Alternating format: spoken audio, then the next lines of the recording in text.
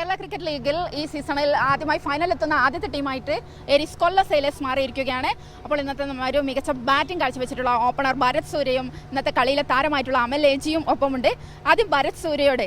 ഭരത് 2 മത്സരങ്ങളായി ഭരത് ഓപ്പണറായിട്ട് ഇപ്പോൾ ഇറങ്ങുന്നു. അപ്പോൾ അതിൽ തന്നെ ഒരു നിർണായക ശക്തിയായിട്ട് ഇപ്പോൾ മാറിയിരിക്കുകയാണ്.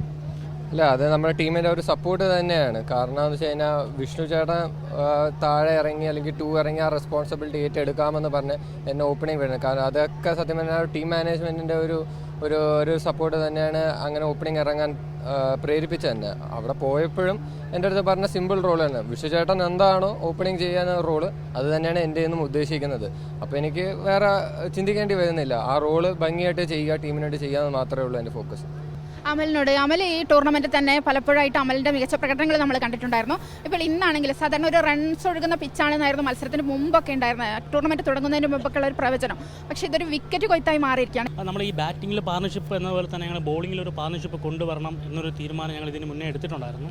അത് ഇന്നത്തെ മാച്ചിൽ എക്സിക്യൂട്ട് ചെയ്യാൻ പറ്റി. കാരണം ആദ്യത്തെ 1-2 ഓവറിൽ നമ്മൾ കറക്റ്റ് ഒരു സ്ഥലത്ത് കണ്ടെയ്ൻ ചെയ്താൽ മാത്രം മതി. നമുക്ക് മാക്സിമം ഡോട്ട് ബോൾസ്, അപ്പം അവരാണ് കൂടുതൽ പ്രഷറിലോട്ട് അങ്ങനെ വിക്കറ്റ് വരുന്നതാണ്. അല്ല, ഞങ്ങൾ വിക്കറ്റിലോട്ട് പോയിട്ടില്ല.